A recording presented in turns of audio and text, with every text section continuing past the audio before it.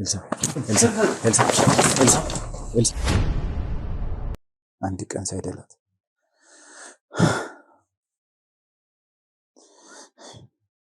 ምን አለ አንድ ቀን እንኳን ባያት እንደዚህ እንደተበታተንን ነው። ይቅር በለኝ። እናትሽ በወንሳት በህይወት የለችም። ተው እየቀለዳችሁ መሆን አለበት። የቀለዳችሁ ነው መታለች። አዎ ታዲያ አስገባት። አሁን ላይ ያለች መውደቋን አሁን እኮ የቤተሰባውን ሰዓት በምን አይነት ሁኔታ ነው? በህይወት መኖሯ በቃ በቂ ነው። እኔ ቤት ፈለገችበት ነው።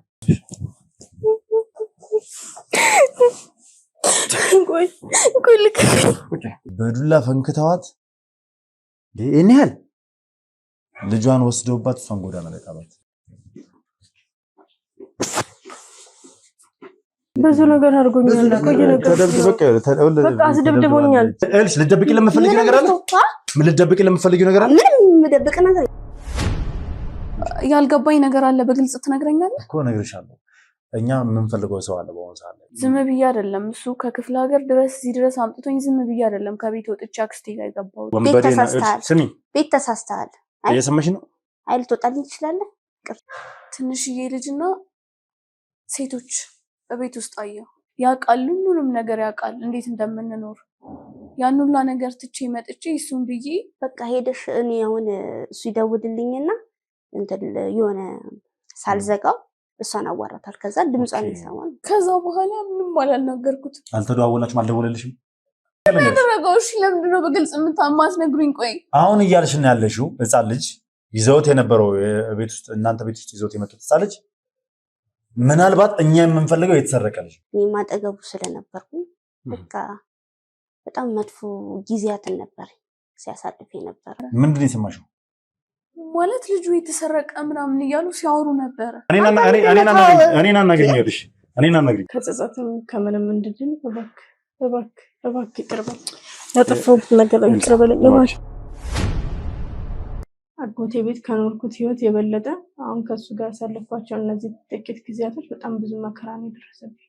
በሰዓቱ እንደዛ ነው ነው፣ ግን አሁን ሳስበው የሆነ ነገር እንዳስነካኝ ነው የሚሰማኝ እንጂ በጥኔ እንደዛ ሊሆን አልችልም። እንደዛ መጠላው እንደዛ ሰሞን ሲነሳ የሚቀፈኝ እጁን ለመንካት እንደዛ የሚዘገነነኝ የነበረ ሰው እንደዛ ሊሆን አልችልም።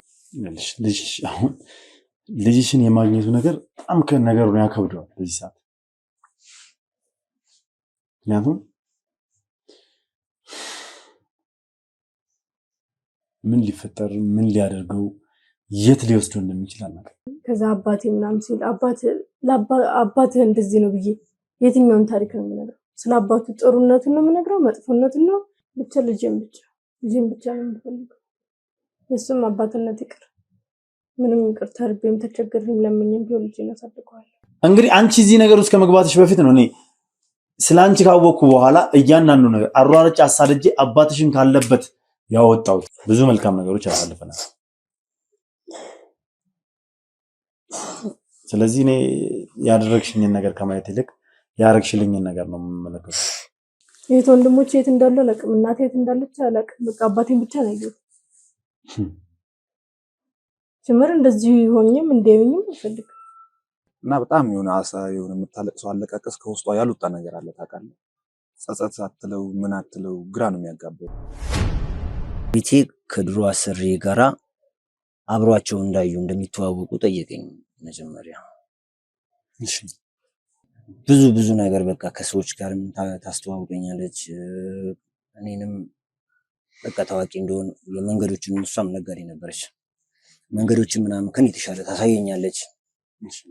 ማለት በቃ ሁሉን ነገር ጥለህ ወደ ፈርም አሁን እኔን የሚያስደስተኝ ነገር ብትጠይቀኝ መጠጣት ነው። አብረን አንድ ላይ መኖር ከጀመርን በኋላ ማለት ቀጥታ ወደ ትዳር ገባችሁ? አዎ በሰርግ ተሰርጉ ያለውን ነገር በጠቅላላ ወደ እሷ ስም አዞርኩት።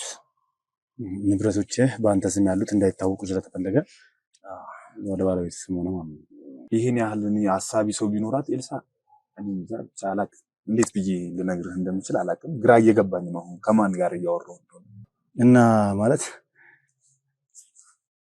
እሱን ከዛ በፊት አግብተው ከነበረ ድጋሜ እንዴት ነው አንተ ልታገባ የቻለችው? እኔ ግን ያ ሁሉ ነገር አይበግረኝም። ምክንያቱም እኔ ነገ መድረስ የምፈልግበት አንድ ትልቅ ነገር አለ። አዎ ኤልሳን እሷም እንደዚህ የሆነ ወደ ጎዳና አካባቢ ላይ ምሽት አካባቢ ላይ መታ እኛ አረፍ ብለናል። እሷም መታዘጋ ስትደነባበር አየናትና ብቻ ቤት ግብት ስል ኤልሳ ወርቃለች እዚህ ጋር እየደማች ነው። እሺ እንግዲህ ውድ ቤተሰቦች ያው ደርሳለች ልታመጣት ወጣለችና አደከመኝ ፀሐይ ወይስ እንዴት ነው? ያው መጣች። አይ ደህና ነኝ። አሪፍ ነው ፀሐይ። ቤት ቀይረሽ ነው እንዴ? በሰላም ነው የፈለግሽ? አዎ በሰላም ነው። ነይ ግቢ። ኤልሳ አመጣጥ እንዴ ብዬ ልንገርክ። ኤልሳ ትለያለች እኮ። ኤልሳ ከመምጣቷ በፊት ልክ እንደ ኤልሳ እዛ ቤት መጥቶ የተቀመጠ ወይ ደግሞ እዛ ቤት ውስጥ ለተወሰነ ጊዜ የኖረ ሰው የለም እና ግን በቃ ልጁን እንዳመጣለት ይጠይቀኝ ነበር በተደጋጋሚ። ኤልሳ ማለት ለኔ የቀድሞ ፍቅረኛ ነች። ታዲያ መጀመሪያው ሰላይ ነኝ በሰላይ ነው የመጣው እኮ ብትል ግልጽ ነበር ነገር። አሁንም በደንብ ስሚ። በጣም በሚያስፈራ ሁኔታ ስር ነው ያገኘኋት ኤልሳ። ማለት ላስቲክ ቤት ውስጥ ወጥራ ወይ ልጄ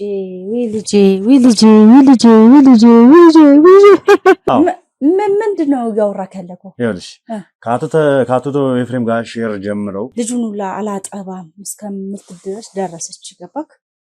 ራሱን አላጠባም ይሙት። ይሄ ሰውዬ ለ4 ዓመት ሙሉ ማቆ ሰውዬ ነው። ለ4 ዓመት ሙሉ የምታውቂው እኮ አንቺን እና መልካም ሰው ነው። እዛ ግቢ ውስጥ በነፃ እንድትኖሩ ስላደረጋችሁ ነው። አባትና ልጅ ወይስ ደግሞ ባልና ሚስት ይመስላል? መርካቶን በሜክሲኮ ሲጠበቅ የነበረው የንግድ ሱቆቻችን ተለቀቀ። 2200 ካሬ ላይ ያረፈ G+4 የንግድ ሱቆችን እነሆ ብለናል። ሱቅ ከነሸማቹ ማለት አሁን ነው። ያለምንም ኮመን ኤሪያ ከ12 ካሬ ጀምሮ ማለትም በ450 ሺህ ብር ቅድመ ክፍያ የሱቅ ባለቤት ይሁኑ።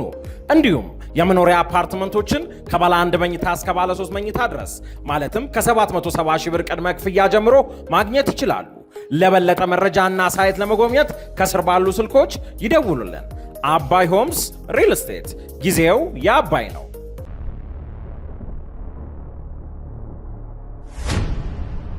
ሰላም ሰላም፣ የተወደዳችሁና የተከበራችሁ ውድ ቤተሰቦች እንደምን አላችሁ? እንደምን ቆያችሁ? እንደምን ከረማችሁ? በያላችሁበት ሰላም እግዚአብሔር እንግዲህ ከሁላችሁም ጋር ይሁን። እንግዲህ ውድ ቤተሰቦች ያው ሰሞኑን የሆነውን ነገር ስለ ኤልሳም ጉዳይ እያንዳንዱ ነገር ብዙ ነገር አውርተን እንዲሁም ደግሞ ስለ አቶ ተፈሪ ባለቤት የተፈጠረውን ነገር ወደ እናንተ አጥሻችኋለሁ።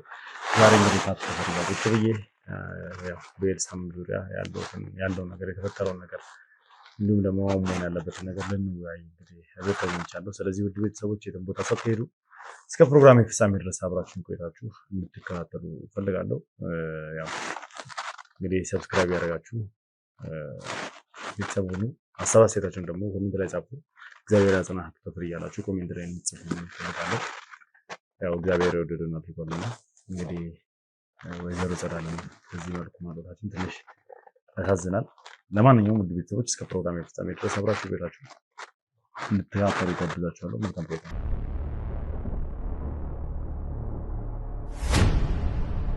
እንግዲህ ያው በሚዲያ እና በተመልካቾች በፊት አዘንን ይዘን አልወጣንም እስካሁን ማለት አላቀረብንም በተፈጠሩት ነገሮች እና ያው ዛሬ በሚዲያ ፊት ለፊት እግዚአብሔር ያጽና ማለት ፈልጋለሁ። አሜን። አመሰግናለሁ።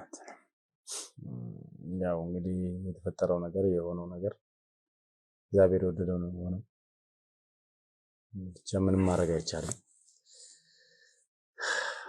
እንዴት ነው ሁኔታ? እስኪ የባታ እኔማ ምን ሆናለሁ ብለህ እሷ ነች እንጂ እንደወጣች ቀረች። እኔማ በህይወት አለሁ፣ ህይወት ተነፍሳለሁ። ከጎኔም እናንተ ስላላችሁ እኔ ምንም አልሆንም። ግን ያሳዝናል። አንድ ቀን ሳይደላት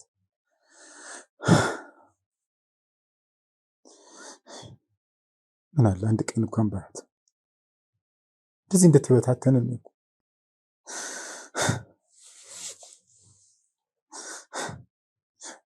አለችን ብቻ ሰምቼ በአካል ሳንገናኝ መሞቷ ነው በጣም ያሳዝን። ከዛ በላይ ደግሞ ሰው እንደሌላት እንዴት በመንግስት ትቀበራለች? ይህ ነገር በጣም አንጀቴን ይበላል።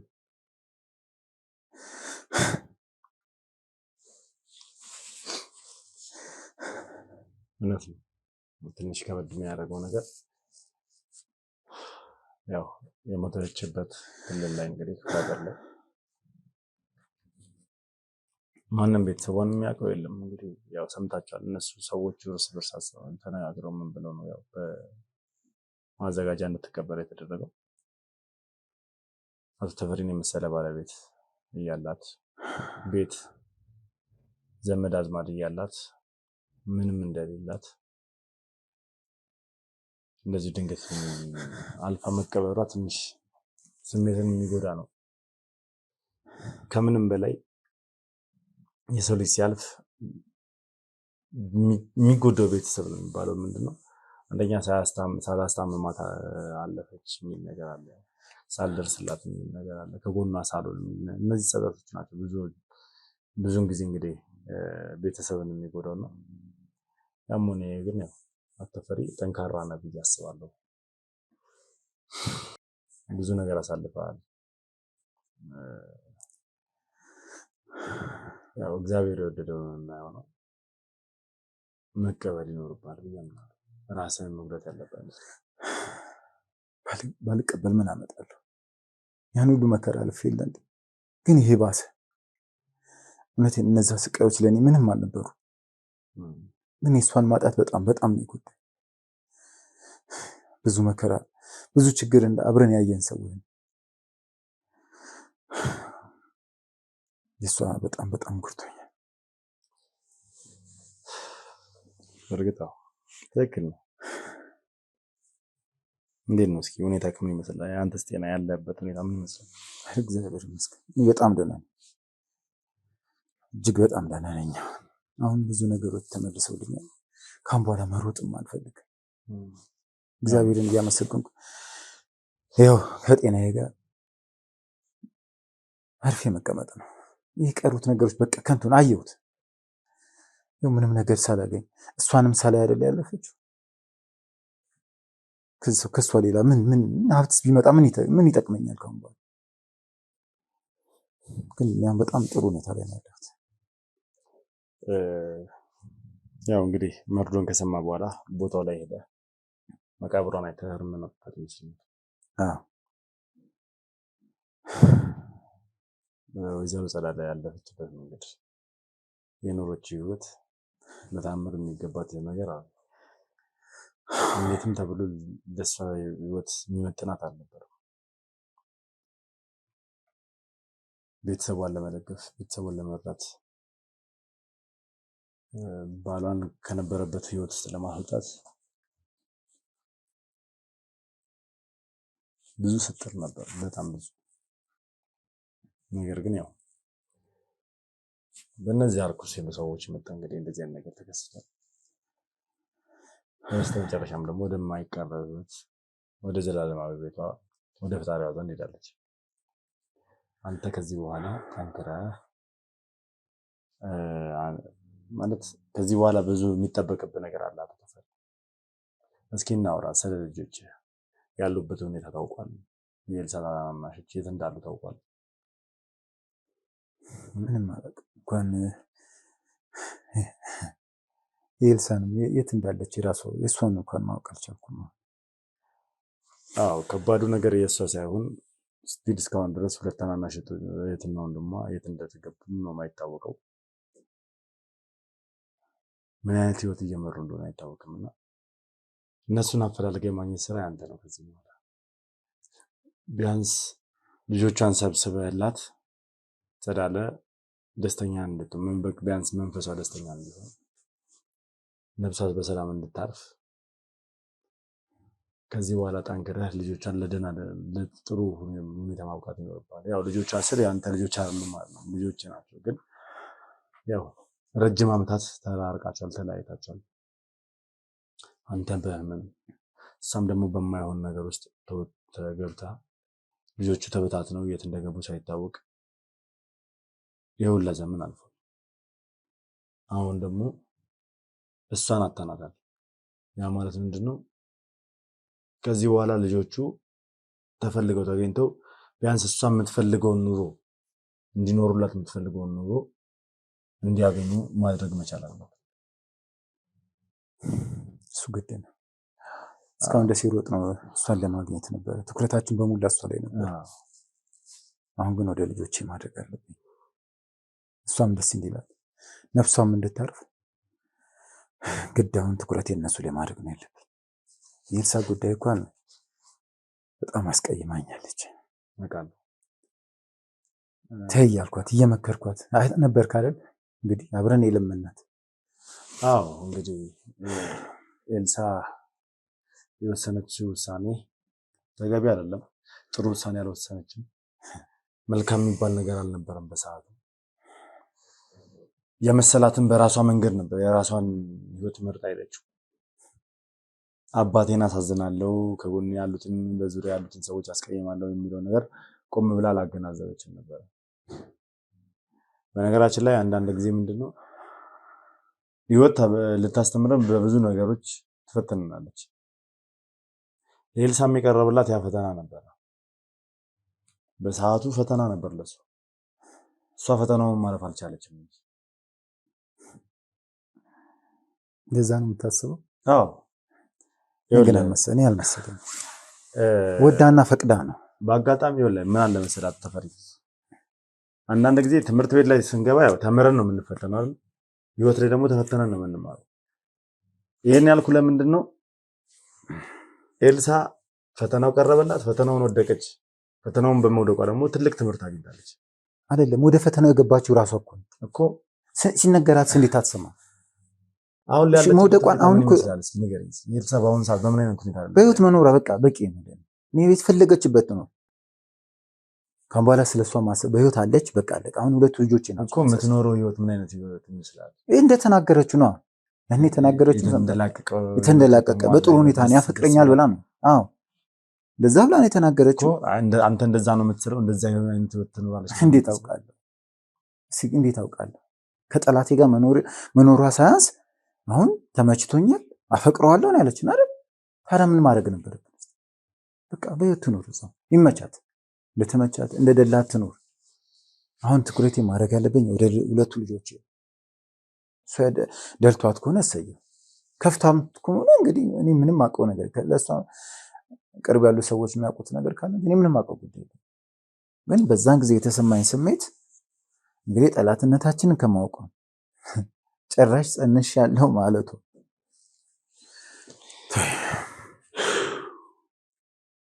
ግን ፈተና ነው ላልከው እንግዲህ ፈተናውን ከወደቀች አዎ ፈተናውን ወድቃለች ያልኩበት ምክንያት ፈተናውን እንግዲህ ወድቃለች ኦልሬዲ አንተንም ገፍታ እኔንም ገፍታ የሌላ ሰዓት ነው ፈተናውን ወደቀችው። ከዛ ግን ትልቅ ትምህርት ተምራለች። ኤልሳ እንደምታስበው ማለት ያኔ እንደተናገረችው የተንደላቀቀ ምናምን ህይወት ላይ አይደለም ያለችው፣ የስቃይ ህይወት ላይ ያለችው። በነገራችን ወዳ ነው እኔ ልቤን አሳማኛለች አውቃለሁ። ምርጫዋ ነው። ካሁን በኋላ ምንም ገጠማት ምን ማድረግ እችላለሁ? እሺ እንግዲህ እግሯ ላይ ወድቄ ከመለመን ከመጠየቅ እንግዲህ ከዚህ የበለጠ ምን ማድረግ ነበረብኝ? ረግጣኝ እኮ ነው የወጣችው አይደል እንዴ? እንደ ሰው ቆጥራናለች። ምንም እኮ የበደለ ሰው አይደለም እኮ አክቶ አይደለም እንዴ? የነበራት ሁኔታ ምንም ያጠፋች አይደለም። እሺ እኔን ይሁን አንተ እንኳን ያደረገችን ከምን ቆጥረዋለች? እሺ ምን ሆነች? አሁን ስለሷ እንደውም ባላውራ ደስ ይለኝ ነበር። ይኸውልህ እኔም እኮ በጣም ውስጤ ተጎድቷል፣ ልቤ ተሰብሯል። ብዙ በቃ ማለት ከሚባለው በላይ ሞራል ተራምዳለች። ከአንተ ጋር ከተገናኘች በኋላ ከእናቴ ጋር ተገናኝታ ድንገት እኔ በሌለውበት ነበር የተገናኘች። ሂጂ አግኝቻቸው ድጋሜ ንቃኝ፣ እኔ ስመጣ ተበሳጭታ ተናግራኝ ቤት ረግጣ ነው የወጣችው። እናቴንም ተናግራት ነው የወጣችው። ያ ሁላ ነገር አልፏል። አሁን ላይ ኤልሳ ያው እንግዲህ ልጅን ወልዳለች። የልጅ እናት ሆናለች፣ ወልዳለች። ከጠላቴ እሱ አይደለም ይኸውልህ፣ እኔ እሱ ጋር ነው የሚያስጨንቀው እሱ አይደለም። አሁን ላይ ይኸውልህ ኤልሳ ላይ የተፈጠረ ብዙ ነገር አለ አይደለም። እኔ ላይ ከደረሰው በላይ መቼም አልደረሰባት አይደል? ያ ሁሉ መከራ የመጣው አሁን እሷ አፈቅረዋለሁ ካለችው ሰው ነው። ወልዳለች፣ እንኳን በሰላም ተገላገለች። ዋና በሰላም መውለዷን እንጂ አሁን መከራ አይታለች። የኔን ያህል አይታለች? የኔን ያህል ተሰቃይታለች? የእናቷን ያህል እናቷ ያለችበትን ሁኔታ እንዴት እንደሆነች ታውቃለች? እስኪ ንገሪ። እቺ ልጅ ነች አሁን ስለ እናቷ ያልተጨነቀች? ከጠላቷ ጋር ከእናቷ ጠላት ጋር እኮ ነው ትተኛችሁ አይደል? ደስ እንዲለኝ እንዳጠብቅ በጣም አዝናለሁ። ዋናው በሰላም መገላገል አይደለም። በህይወትም የትም ትሁን በህይወት በቃ በህይወት ካለች በቂ ነው። አትፈሪ። ዋናው በሰላም መገላገሏ ነው። እሷ ላይ ምንም ነገር ሳይመጣ ምንም ዛሬ ግን ያሳለፈችው ህይወት እና የኖረችው ህይወት ተገቢ ይባላል እኮ። አልመለስክልኝም። የኔን ያህል ነው ወይ አንተ እያወቅህ እንደዚህ ትጠይቀኛለህ? ምን ያህል ቤት ውስጥ እንዳገኘኝ አታስታውስም? አስታውሳለሁ። እና ታዲያ የዛን ያህል ስቃይ ያን ሁሉ መከራ ከኔ የበለጠ ወረድ እስቲ ደርሱባታል? እንዲደርስባት ፈልጌ አይደለም ግን ነገርኳት አይደል? ይሄ ሁሉ ስቃይ ያየሁት በሱ ነው ብዬ ነገርኳት። እንዴት መረዳት ያቅታታል? እናቷን የት እንዳለች ምን ላይ እንዳለች እንኳን ሳትረዳ እኮ ነው ጥላ ነው ሄደችው አይደል?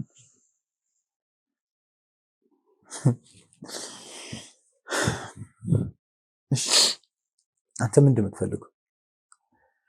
ያለውን ነገር እንድትሰማ እንድታቅ ስለምፈልግ።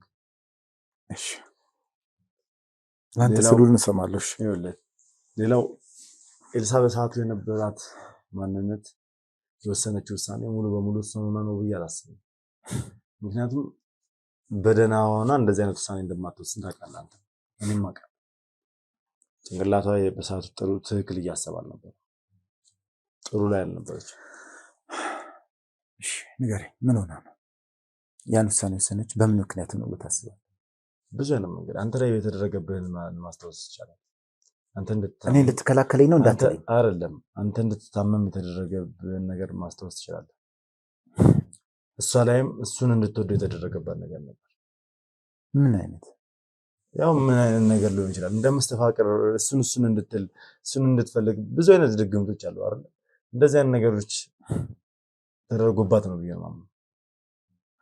ምክንያቱም ያለ ጤናዋ እንደዛ አልሆነችም። አሁን ላይ ደግሞ ያለችበትን ሁኔታ በደንብ ያንን ነገር ይገልጸዋል። ይኸውልህ አንድ ነገር ሰማኝ። ልጇን የወለደችው ያለ ጊዜው በጣም ጫና በዝቶባት ስቃይ በዝቶባት ህይወቷ ላይ መከራ በዝቶ በጭንቀትና በስቃይ ውስጥ ሆና ነው ያለ ጊዜው የተወለደው።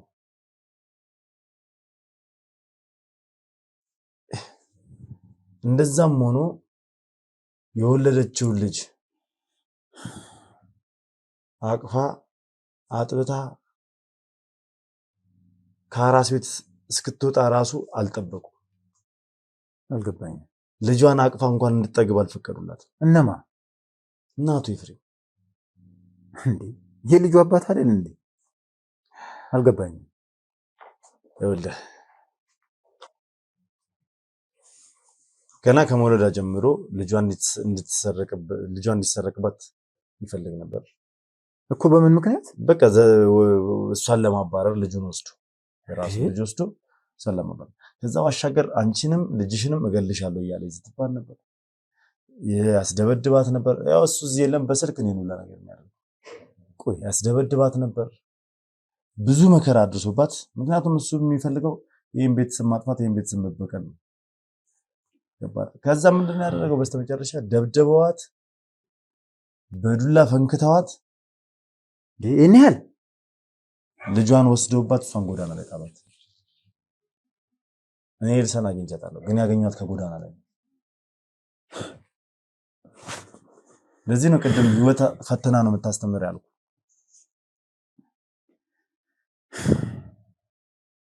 አትፈሪ። ልጅህ የመጣችበት ያሳለፈች ህይወት በወሰነችው ውሳኔ ከባድ የሚባል ችግር ውስጥ ገብታለች።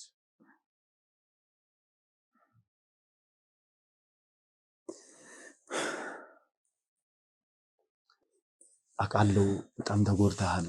አንተ ላይ ብዙ መከራ ደርሷል። ባለቤት ተሰቃይታ ሞታለች። አንድ ቀን እንኳን የፈለገችው ነገር ሳይሆንላት አልፋለች ባለቤት።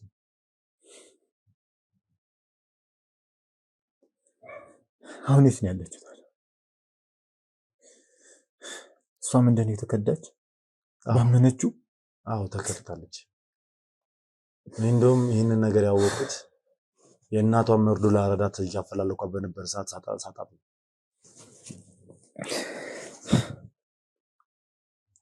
ስቃይ አልበረደም በለኛ።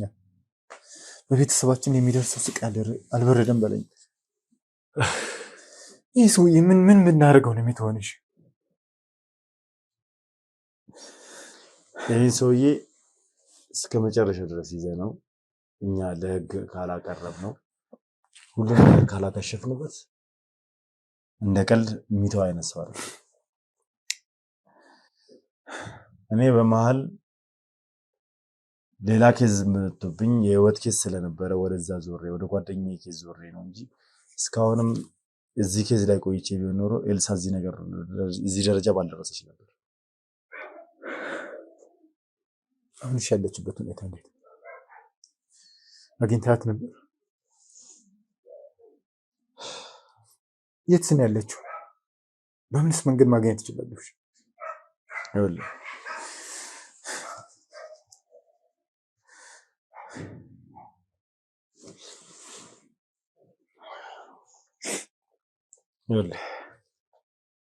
ኤልሳን ማግኘት ትችላለህ።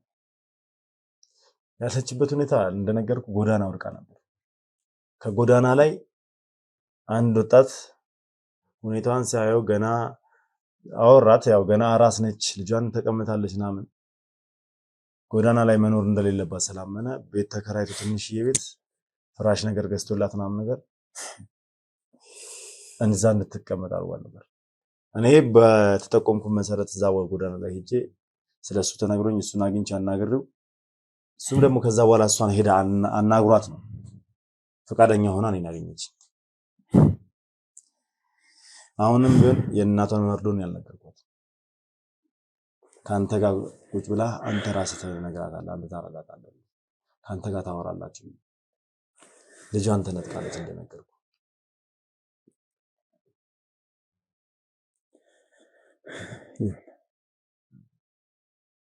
እሷ እንደውም እንዴት ብዬ ነው አባቴን እንደዛ አስቀይሜው አስከፍቼው ሄጄ እንዴት ብዬ ነው ላናግረው የምችለው? ምንም ቢሆን እኮ ልጄ ናት። ስቃዩንማ ፈጽሞ አልፈልግም። እኔ የተሰቃየሁት ይበቃል። ይሄ ነው መጨረሻው። የቤተሰብን ቃል አለመስማት ይሄ ነው። ያኔ ቤተሰብ ማነው እዚህ ውስጥ ውስጥ አትገባም። ነግረናታል፣ መክረናታል። እንግዲህ ግን በጣም በጣም በጣም አዝናለሁ። የእውነቴን ነው የምልህ፣ በጣም ያዝናል። ሰው እንደሌላት እንዴት ጎዳና ላይ እኔም ብያታለሁ። ጎዳና ከምትሄጂ አባትሽ ጋር ብትሄጂ አባትሽ ይቀበልሽ።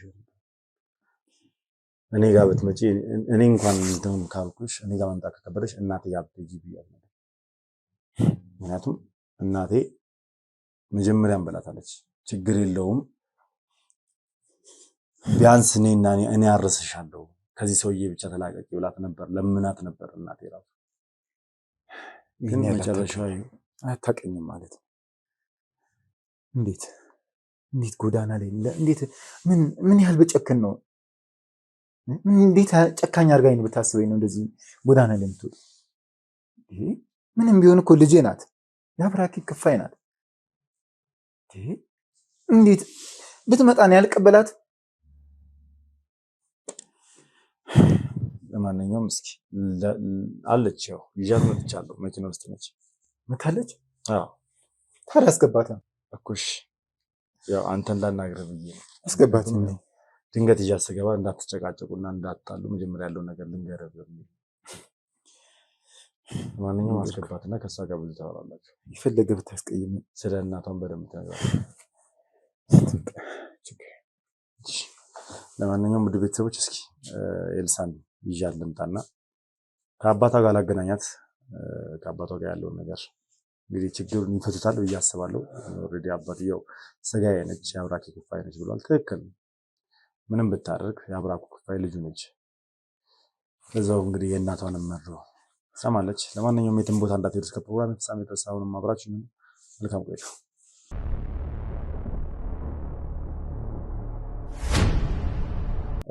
ያው እንግዲህ አባትሽ አናግሬዋለሁ፣ አውርቼዋለሁ፣ ያለውን ነገር አናግሬዋለሁ። በቃ አባትሽ ነው ብዬሻለሁ። መጀመሪያም ነግሬሻለሁ አይደል? የአብራኩ ክፍል ነሽ፣ በአንቺ የሚጨክን አንጀት አይኖረውም። ያ ማለት ግን በእኔ አይጨክንም ብለሽ አሁንም እንድታስከፍል አይደለም። አባትሽን ይቅርታ መጠየቅ ባለብሽ ልክ በሚገባ ነው ይቅርታ መጠየቅ ያለብሽ እና ደግሞ ያለበት ሁኔታ ጥሩ ስላልሆነ በአግባቡ እንድትናገሪ እፈልጋለሁ። ሰማሽኛል? ስህተትሽ የምታረሚበት ሰዓት ላይ ነሽ። ብዙ ነገር ሉዝ አድርገሻል፣ ብዙ ነገር አምልጦሻል፣ ብዙ ነገር ደግሞ አበላሽተሻል። ቢያንስ የማይመለሱትን እንዳሉ ሆኖ የሚመለሱትን ነገሮች በአግባቡ ብትመለሻቸው ይችላል። መልካም። ለማንኛውም ውድ ቤተሰቦች እስኪ እንግባና ያለውን ነገር ከአባቷ ጋር ቁጭ ብላ ትወያያለች። መልካም ቆይታ።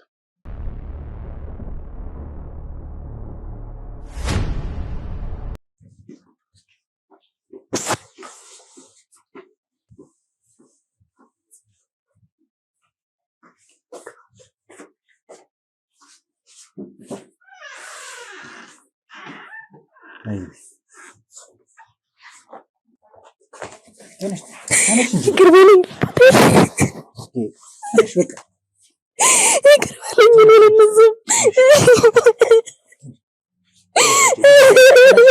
ተነሽ አልኩሽ እኮ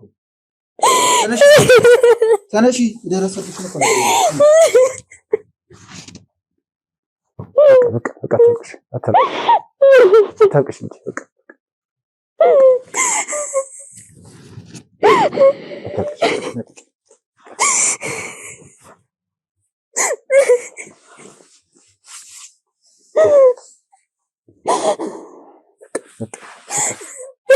በቃ አታልቅሽ አልኩሽ እኮ።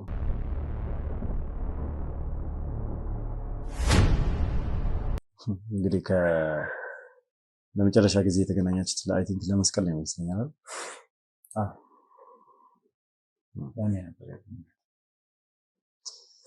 ያ ማለት እንግዲህ አምስት ወደ 5 ወር አካባቢ ከተገናኛችሁ 5 ወር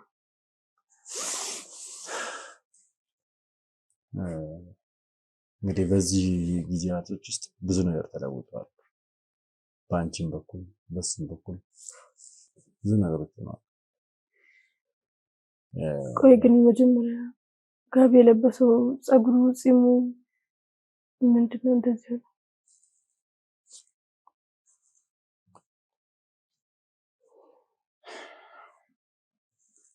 ችግር አለ?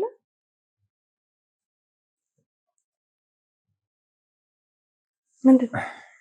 አንዳችሁ ነገር ምን እንጂ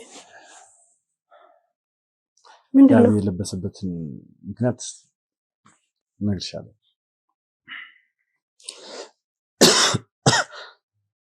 ነገሩ ነው።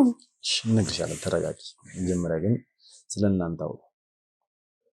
ማለት ለአባትሽ በግልጽ ነገር ስላሳለፍሽ ህይወት ኤፍሬም ስላደረገሽ በኤፍሬም ምን እንደተደረሰብሽ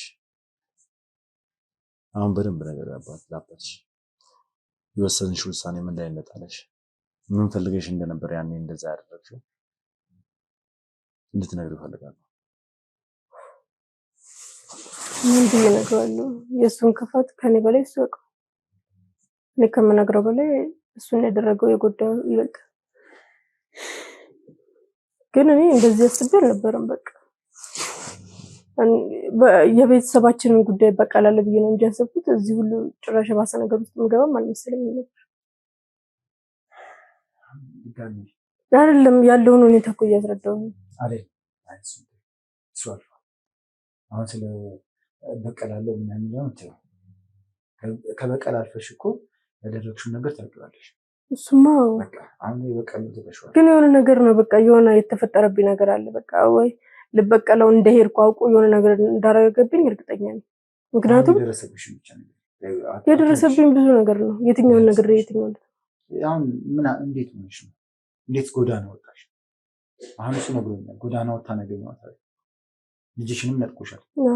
ይሄንን ነው እንድትነግሪኝ የምፈልገው እንጂ ያለፈውንማ የባሰ ቁስሌን እየነካካሽ እንድታደሚው አልፈልግም። በቃ አለፈ።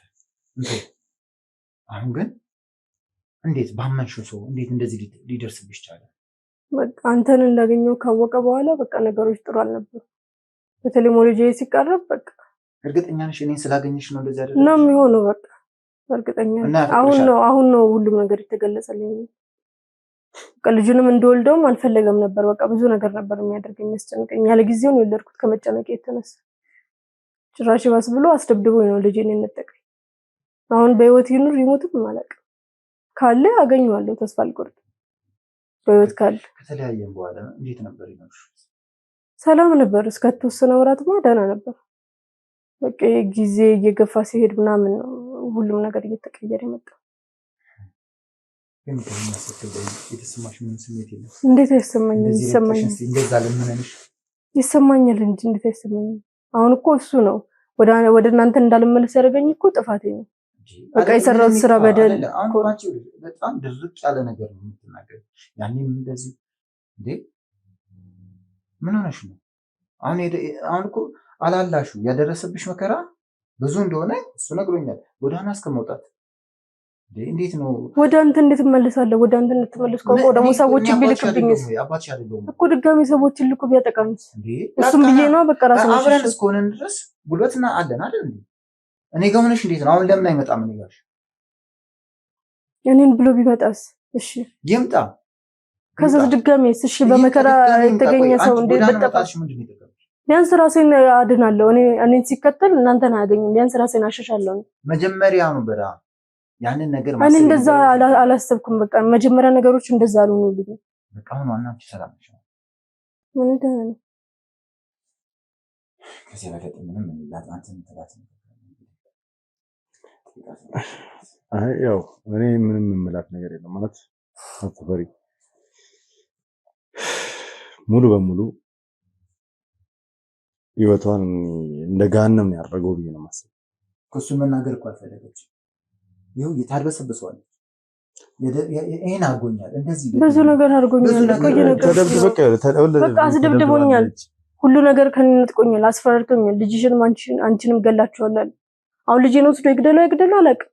ገሎትም ሊሆን ይችላል ወይም ከሀገር አስወጥቶት ሊሆን ይችላል። እሱ ጋር ግን በህይወት ቢኖርም እኔ በልጄ እያስፈራራ እንደፈለገ ነው የሚያደርገኝ። በቃ ልጄን ያዘብኝ ማሰሪያ ነው። ጎዳናውሽ ልጅሽ የት እንዳለ እንዴት እንዳለ አልሞከርሽም? ምንም ማንን ጠይቄ የማንን ቤት አውቄ ነው የምጠይቀው? ማንን ላፈላል? ጓደኞቹን አለ ጋርዶቹ ናቸው። ጋርዶቹ ቤት የት እንደሆነ ቤታቸው በምን ያውቃሉ? እንደዚህ እንደቀለደብን አይቀርም። ልጄን ትቼ እንዴት ዝም እላለሁ? ባቅ እኔ ማንንም አላውቅም። ሁሉ ነገሬን የነጠቁኝ። እኔ በዛን ሰዓት በቃ ብን ብዬ መጥፋት ነው የፈለኩት። ዋናው በሰላም መምጣትሽ ግን ቀድመሽ መምጣት ነበር። እዚህ መምጣት አልፈለኩም። በቃ እዚህ ደግሞ ድጋሚ ህይወቴ እንዲበጠበጥ አልፈለኩም። ካለፈው መከራ በላይ በጣም እስኪ ንገሪኝ፣ ካሳለፍኩት በላይ ይመጣል። ቢሆንም የገዛ ጥፋቴ ነው። ጥፋቴን ደግሞ ራሴ መወጣት አለብኝ። በቃ ከጥፋትሽ ተምረሽ መምጣትሽ እኮ ነው ዋናው አይደል? አሁን እኮ ሁለተኛ ጥፋት ነው ያጠፋሽው። የሰው ልጅ ትልቁ ነገር ጥፋት ያጠፋል። ከዛ በኋላ ከጥፋቱ መማርና መጸጸት ነው ትልቁ ነው። አሁንም ቢሆን ዋና በጤና መገኘትሽ፣ ደህና መሆንሽ። ጎዳና ላይ ራሱ ስንት አይነት ነገር አለ። ብዙ አይነት ነገሮች ይፈጠራሉ። ኤልሳን ደግሞ ከማውቃት አንጻር የኤልሳን ማንነት እንግዲህ እኔ በራሴ መንገድ የምገልጽበት መንገድ አለ። እኔና አንቺ በፊት አብረን ከነበረን ነገር አንጻር ስንነሳ ጎዳና ላይ አንቺን ማየት ለኔ ከባድ ነው እና ያንን ውሳኔ ስትወስኚ መጀመሪያ ማንንም አለማማከርሽ፣ ቢያንስ ደፍረሽ እንኳን ወደ እኔ አለመምጣትሽ፣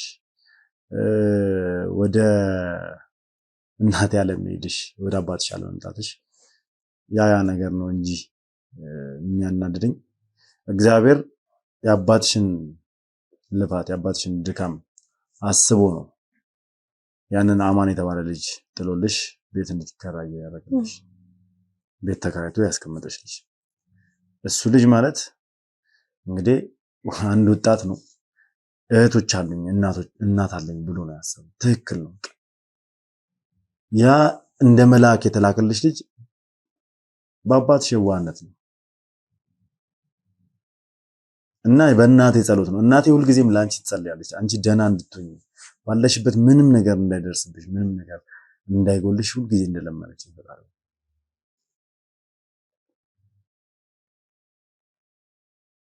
እግዚአብሔር ይመስገን በደህና አግኝቼሻለሁ። ከዚህ በኋላ ግን ማስተካከል ያለብሽን ነገር አስተካክል። ማለት በቃ የኤፍሬምን ጉዳይ መጨረስ ያለበት ህግ ነው። ህግ ይጨርሰው።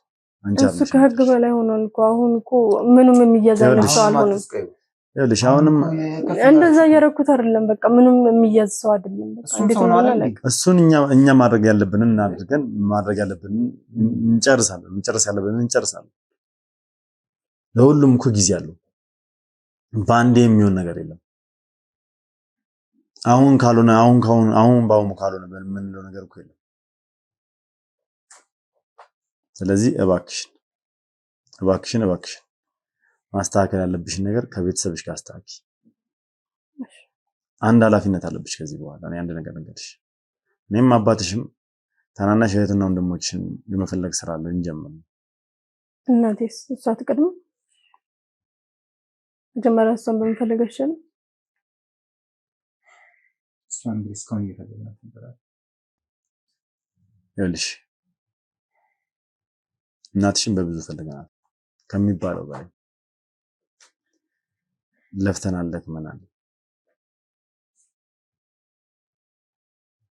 ነገር ግን ፈጣሪ ፍቃዱ አልሆነም። የለችም ወይ ሌላ ከተማ እንፈልጋታለን። ይኸውልሽ ድጋሜ እንፈልጋት ኤልሳ፣ ከዚህ በኋላ እናትሽን መፈለግ አቁመን። አልገባኝ። አርፋለች ማለት እናትሽ በአሁኑ ሰዓት በሕይወት የለችም። ተው እየቀለዳችሁ መሆን አለበት።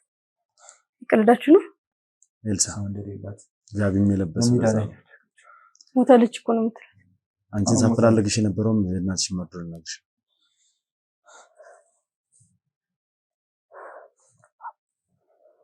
ኤልሳ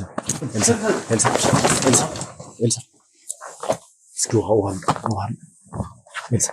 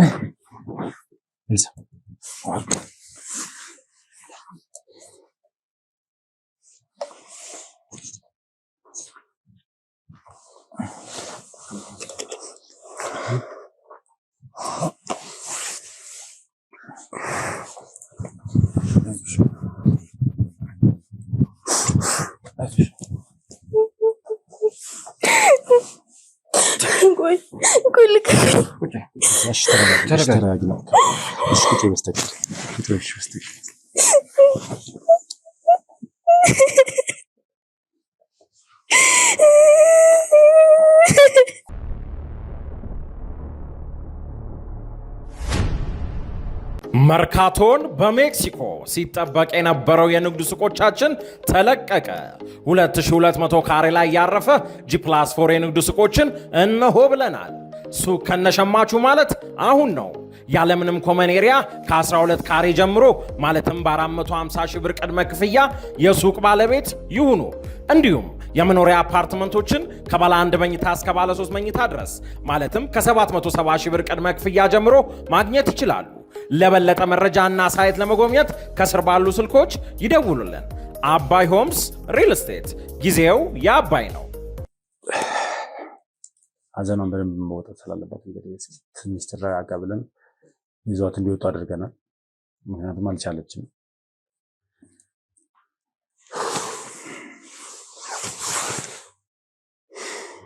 ከባድ ነው። አንዳንድ ጊዜ ያው እኛ በእሷ ቦታ ስንሆን ነው ምናልባት የእሷን ስሜት ልንረዳ የምንችለው። መጀመሪያ የመሰለን በራሳችን መንገድ ነገሮች እናስተካከላለን ብለን ስንገባ የሚፈጠሩብን ነገሮች እነዛ ነገሮች ፌል ሲያደርጉ ሲከሽፉ፣ ከዛም ባሻገር ደግሞ እንደዚህ አይነት መርዶ ይዘው ሲመጡ ስሜታችንን ሞራላችንን ሊያጠፋ የሚችል ነው። ማንነታችንን እስክንጠላ ድረስ ልንደርስ እንችላለን። ኤልሳ ከዚህ ቀደም ከቤተሰቦቿ ንብረቷን አስቀድማለች። ንብረት አስቀድማ ነበር ወደ አቶ ኤፍሬም ልጅ ቤተሰቦቿን አፈላልጎ ከማግኘት ገንዘቡን ንብረቱ ካስመለስኩ በኋላ ነገሮችን አስተካክላለሁ አባቴንም እናቴንም አገኛለሁ ብላ ነበር። ግን እናቷን ወይ አባቷን አስቀድማ ቢሆን ኖሮ ቀድማ ዛሬ እናቷን ባገኘች ነበር። ስለዚህ ይሄ ራሱ እሷን ሊጎዳት የሚችል ነገር ነው። በከፍተኛ ሁኔታ እሷን ይጎዳታል።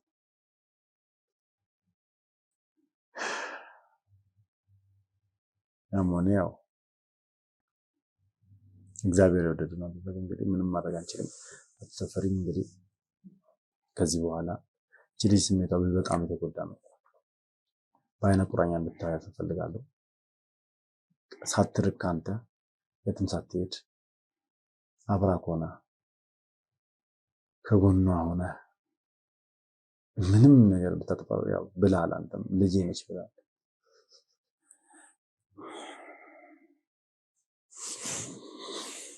ምንም ነገር ብትበድል ምንም ነገር ብታጠፋ እንግዲህ ዛሬ ላይ የደረሰባት ነገር ትልቅ መማሪያ ይሆናታልና ያው እንግዲህ ምን ልበል ይህን ቤተሰብ ለማስተካከል መጣር ነው። ከዛ ያው ቀሪ ጊዜያችንን እንደምን ብለን ተጣጥረን ደግሞ ታናናሾችን አፈላልገን እናገኛቸዋለን። እግዚአብሔር ከፈቀደና በወደደ ከቤተሰቡ ጋር ለመቀላቀልና ቤተሰባችን አንድ ለማድረግ እንሞክራለን። አይ ካሁን በኋላማ ምን ከዚህ የበለጠ ጥፋት በቃ እኮ ያጠፋችው ነገር አሁን ተስተካክሏል። ትማርበታለች ብዬ አስባለሁ። ድጋሜ የምታጠፋ ስለማይመስለኝ እሱ ብቻ ሳይሆን እግዚአብሔር ከፈቀደ ደግሞ ልጇንም ማፈላለግ ማምጣት እሱንም አሁን ካሁን በኋላማ አንድ ኮንን እኮ ጉልበት ይኖራል። ከራሷ ማህፀን የወጣ ነው። 9 ወር ሙሉ ማህፀናቸው ልጅ ነውና አባትየው እርኩስ ቢሆንም ከእርኩስ የተወለደ ቢሆንም ልጁ ምንም አልበደለም፣ ምንም አልፈጠረም። የእግዚአብሔር ፍጥረት ነው። ስለዚህ ልጁን አፈላልገን አግኝተን በእናቱ እቅፍ ውስጥ እንዲያድግ የቻልነውን ነገር እናደርጋለን። እሱ ግድ ነው። እንግዲህ ያንን ለማድረግ ደግሞ እኛም ነገሩን ጀምረናል። መረጃና ማስረጃዎችን እያሰባሰብን ነው የምንገኘው። ስለዚህ ውድ ቤተሰቦች ያው እንደተባለው ልጁም ያለበትን ቦታ ለማጣራት በሰፊው እየተሰራ ነው ያለው። እግዚአብሔር እንዲረዳን የእናንተ መልካም ጸሎታችሁ አይለየኝ ማለት ፈልጋለሁ። ኤልሳም ትረጋጋና አምጥቻት በደንብ ቁጭ ብለን እንጫወታለን። አስፈላጊ ከሆነም እንግዲህ ነገ ከነገ ወዲያ ተነስተን እናት የተቀበረችበትን ስፍራ ልናሳያት ይዘናት እንሄዳለን። ቦታውን አንድ ላይ አይተን እንመለሳለን። ለማንኛውም ውድ ቤተሰቦች ያው ብቻ እግዚአብሔር ይመስገን፣ ለሁሉም ነገር እግዚአብሔር የተመሰገነ ይሁን በማለት ኮሜንት ላይ እንድትጽፉ ፈልጋለሁ። ምክንያቱም ምንም ጊዜ ሁሉም ነገር የሚያደርገው ፈጣሪ ነውና ለሁሉም ነገር በጠቅላላ ለሚሆነው ነገር በጠቅላላ ምስጋናውን እግዚአብሔር እንዲወስድ ፈልጋለሁ። እናንተም አብራችሁኝ ሆናችሁ ከጎኔ ሆናችሁ በሀሳብ አስተያየታችሁን እየጻፋችሁልኝ ስትመክሩኝ ስትደግፉኝ የነበራችሁ በጠቅላላ እግዚአብሔር ያክብርልኝ፣ ክብረት ይስጥልኝ ማለት ፈልጋለሁ። ያላችሁ በሰላም እግዚአብሔር ከሁላችሁ ጋር ይሁን። አሁንም የዚህ ቻናል ቤተሰብ ያሉናችሁ ቤተሰብ እንድትሆኑና እንድትቀላቀሉኝ ብዙ ትምህርቶችን በእኔ ህይወት ውስጥም በሌሎች ህይወት ውስጥም የሚከሰቱት ነገሮች እያያችሁ ብዙ ትምህርቶችን እንድትወስዱ ጋብዛችኋለሁ። እንዲሁም ደግሞ ሀሳብ አስተያየታችሁን ኮሜንት ላይ ጻፉልኝ። ቪዲዮን ደግሞ ላይክ እና ሼር እያደረጋችሁልኝ ብዙ ሰው ጋር እየደረሰ ብዙ ሰው እንዲማርበት እንድታደርጉ ፈልጋለሁ። ያላችሁበት መልካም ቆይታ ይሁንላችሁ። ሰናይ ጊዜ